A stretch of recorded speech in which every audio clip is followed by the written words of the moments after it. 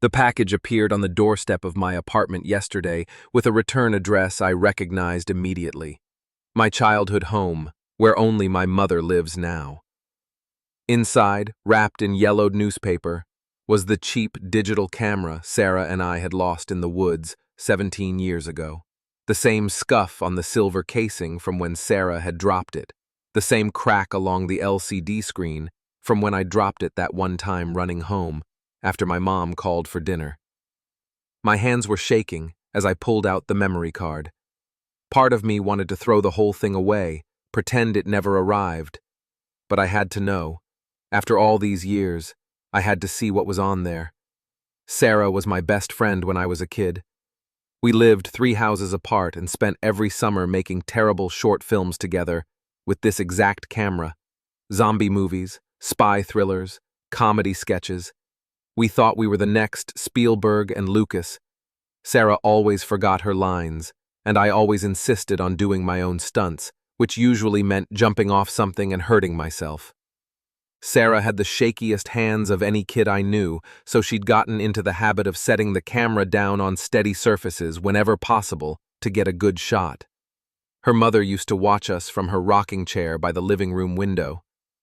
Never said much, just sat there staring out at nothing with those hollow eyes.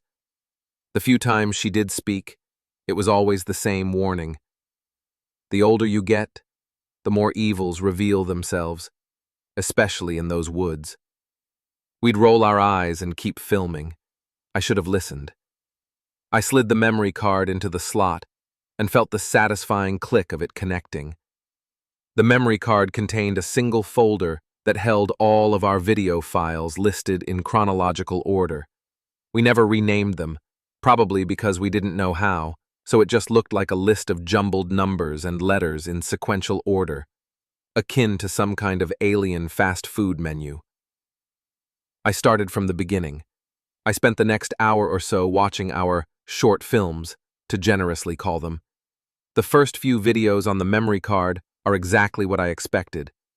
Sarah and me at 10 and 11, gap-toothed and sunburned, acting out elaborate scenes that made perfect sense to us at the time, but probably looked insane to anyone else. There's one where we were pretending to be secret agents, whispering dramatically while hiding behind my mom's garden shed. I could faintly remember the plot. We were recovering an extremely expensive gem from the hands of a ruthless villain named Blue Eyes. Sarah keeps breaking character to laugh at my serious spy voice. God, she had the most infectious laugh. There's another where we're filming a zombie apocalypse movie in my backyard. Sarah's supposed to be dead, lying motionless on the grass, but she keeps peeking one eye open to see if I'm still filming. When I catch her, she sits up and starts giggling. I can hear my younger self sighing dramatically behind the camera. The timestamp shows these were from early June, a couple weeks before everything went wrong. I almost stop watching there. These memories are too precious, too painful, but then I see the next video file, dated 2 days later, and my stomach drops. It's the day we found the house. The camera shakes as 11-year-old me follows Sarah deeper into the woods than we'd ever gone before. We'd been filming some ridiculous adventure movie, pretending to be explorers discovering an undiscovered landscape. I remember thinking the canopy of trees looked like a scene straight from Indiana Jones. Seeing it now, I laughed at how delusional I could be. As we delved deeper, I could feel a shift in the air, even through the camera 17 years later. The trees seemed denser, the shadows longer. "Kasey, maybe we should go back," Sarah's voice says from behind the camera. She sounds uncertain, younger than her 11 years. "Just a little further," my younger self responds. I can hear the excitement in my voice, the same thrill-seeking stupidity that would always get us into trouble. "This is perfect for the movie. It's like a jungle, if you squint your eyes just right." That's when we see it. The house appears suddenly in a small clearing, like a mirage in the desert. 2 stories, white wood siding so weathered it's almost black. The windows are boarded up, except for one on the 2nd floor that stares out at us like a dead eye. Ivy crawls up the walls like grasping fingers, desperately reaching for the roof. Holy shit, I hear myself whisper. Language, Sarah hisses, but I can tell she's as mesmerized as I am. The camera moves closer, my younger self apparently too fascinated to be afraid. The front porch sags under the weight of rotting beams. The front door hangs slightly open, revealing the entryway and a darkened staircase beyond. We should go, Sarah says again, as she follows me with the camera. Are you kidding? This is perfect. Change of plans. We could film the best horror movie ever here. My voice is breathless with excitement. I want to reach through the screen and shake that stupid kid, tell him to listen to his friend, to turn around and run. But he doesn't. We don't. Sarah gets closer to the house, the camera fixated on that half-open door. For just a moment, I swear I can see movement inside, a shadow that passes in front of the doorway and stops, making it almost pitch black inside. We step toward the entrance, and I can hear my younger self ushering Sarah toward the door. Come on, let's just peek inside. It doesn't look like anyone's lived here in years. The camera begins to shake again. Sarah's breath grows heavier behind the camera. She lifts the lens toward the sun, as if to say, nothing bad happens during the daytime. The front door groans as we push it open wider. Sarah steps inside first, the camera capturing the dusty air swirling in the afternoon sunlight that streams through the doorway. I remember it smelling like old wood and decay. Not the worst smell in the world, but enough to stick in your nose for a couple of hours. It's so quiet, Sarah whispers. Her voice echoes slightly off the bare wood flooring.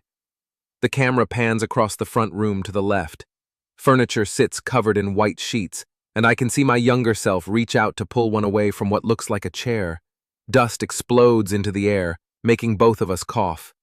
Look at this place, I hear myself say with awe. It looks just like a movie set.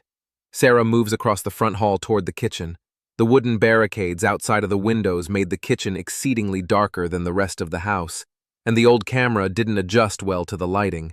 The footage became extremely grainy, even more so than it already had been for a 2006 Handycam. Suddenly she lets out a stifled shriek as the view of the camera goes tumbling to the floor, leaving me to stare at the bottom of a disgusting fridge. My heart sank as I leaned toward my computer screen. I didn't remember it happening like this. This was too soon. From across the decrepit house, I can hear my younger voice come through the microphone. Sarah? Sarah, are you okay? A second passes before a shuffling behind the camera begins, and Sarah's voice rings out. Yes, I'm sorry. There's just this creepy painting of a man in the kitchen. I thought someone was staring at me. She picks up the camera and moves back toward the main hall. That's when we hear it, a soft thud from somewhere upstairs. The camera freezes. Did you hear that? Sarah says softly. Probably just the house settling, my younger self says, but I can hear the uncertainty creeping in. Old houses do that. The camera tilts up toward the ceiling, as if trying to see through it to the floor above. For a moment, everything is perfectly still. Then, another sound.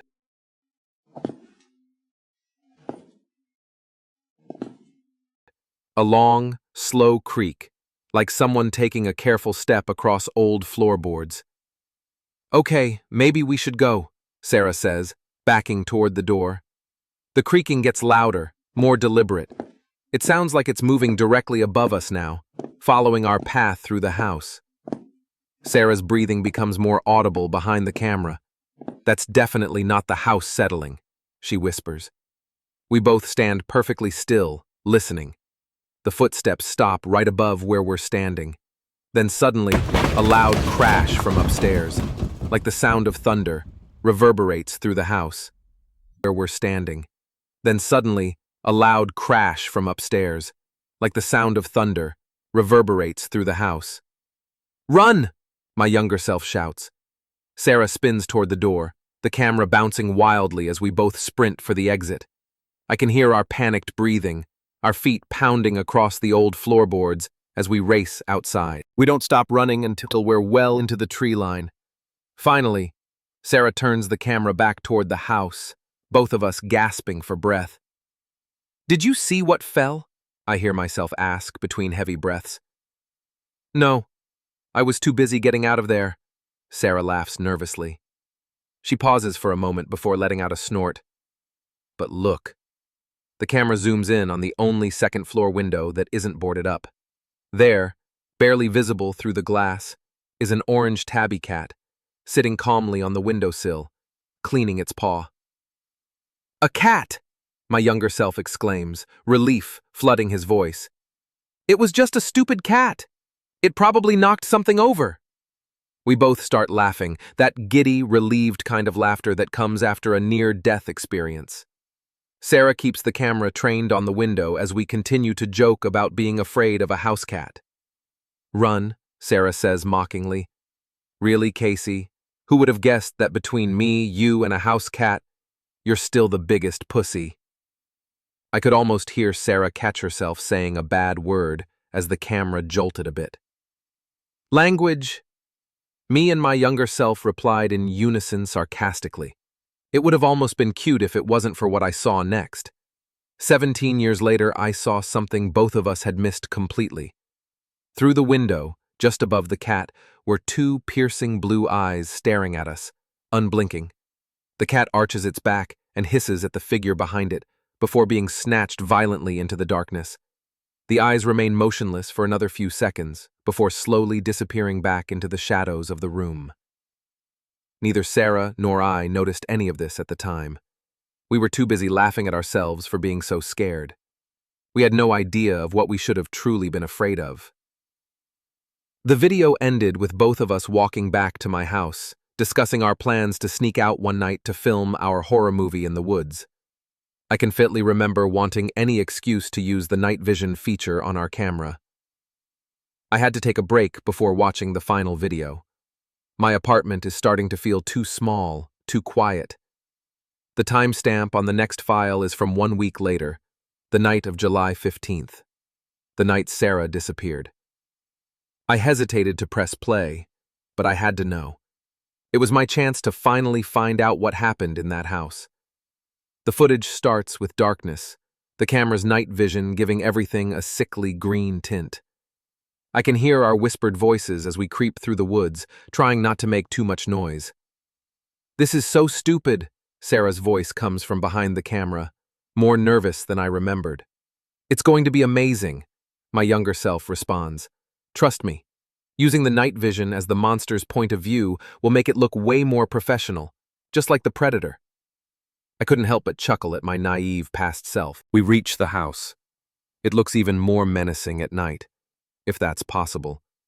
The shadows seem deeper, more alive. The boarded windows reflect our camera's light back towards us, making it look like the house was adorned with multiple black eyes, similar to a spider. "Okay," I hear myself say, trying to sound confident. "So you take the camera inside and we'll use our walkie-talkies to communicate. I'll do the scene where I'm running from the monster, and you can film me through the window. It'll look like the monster's perspective." "I don't want to go in there, Kasey." "Come on, don't be a baby. It's just an old house." I hate myself for those words. I hate that 11-year-old boy and his cruel dismissal of his best friend's fear. The camera shakes as Sarah reluctantly approaches the front door.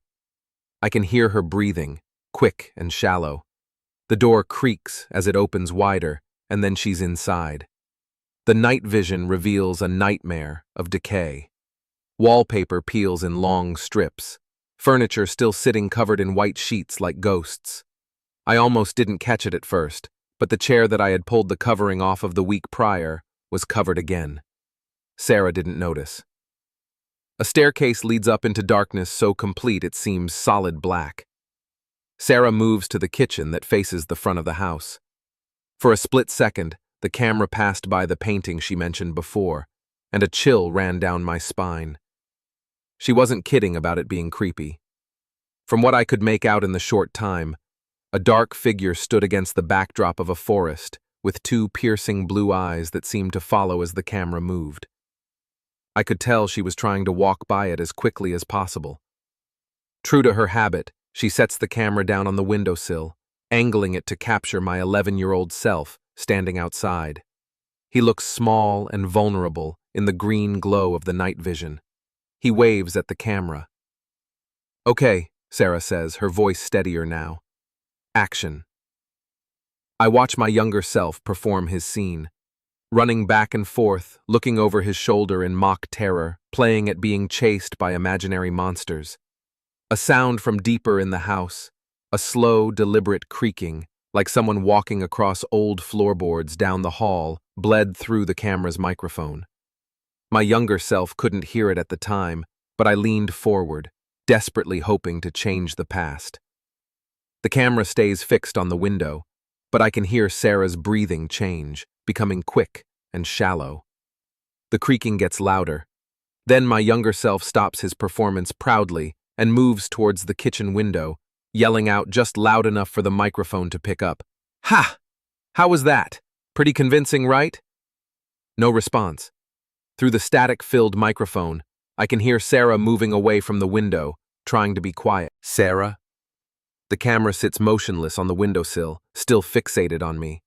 I stare at my younger self outside, looking confused and a little annoyed. Sarah, this isn't funny. That's when her voice comes through the walkie-talkie, barely a whisper. Shut the hell up. A brief moment passes. There's someone else in here. The camera doesn't move from its position on the windowsill, but I can hear Sarah's movement through the audio. Careful footsteps, trying to be silent. My younger self outside has gone rigid, finally understanding that something is wrong. It sounds like they went upstairs, Sarah whispers through the walkie-talkie. I'm going to make it for the front door. I can hear her moving through the house, her footsteps barely audible, but the camera stays fixed on the window, showing only my terrified younger self standing outside. The audio picks up everything.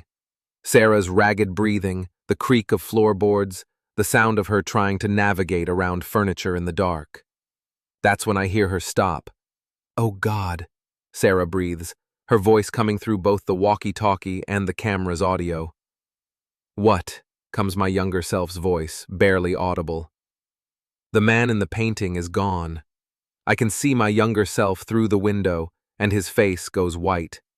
He starts to respond, but then the sound comes from somewhere in the house. A heavy thud, like footsteps, but wrong somehow. Too slow, too deliberate.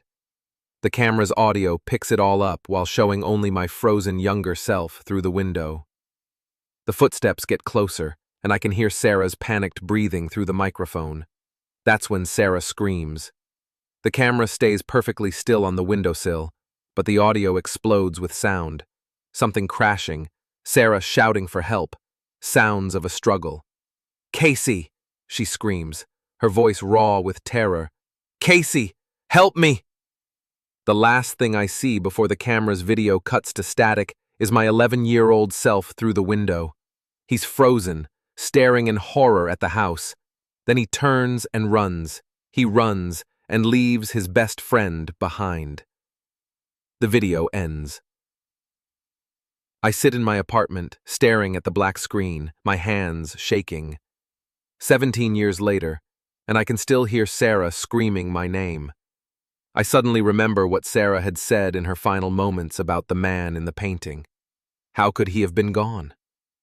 I begin scrubbing through the video and paused it directly on the frame where Sarah passed by the painting.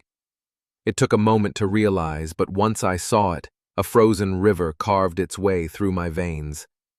It wasn't a painting, it was a window. My phone is in my hand before I even realize I'm reaching for it. I dial my mother's number, the same landline she's had since I was a kid. It's funny how instinctually our minds can recall something, even when they haven't been needed in years. It rings 3 times. Kasey? Honey, it's so late. Is everything all right? Mom, my voice comes out hoarse. The package you sent me, the camera, where did you find it? There's a long pause on the other end. What camera, sweetie? I froze in my chair, unable to respond. Someone knows what really happened that night, and I think they want me to come home.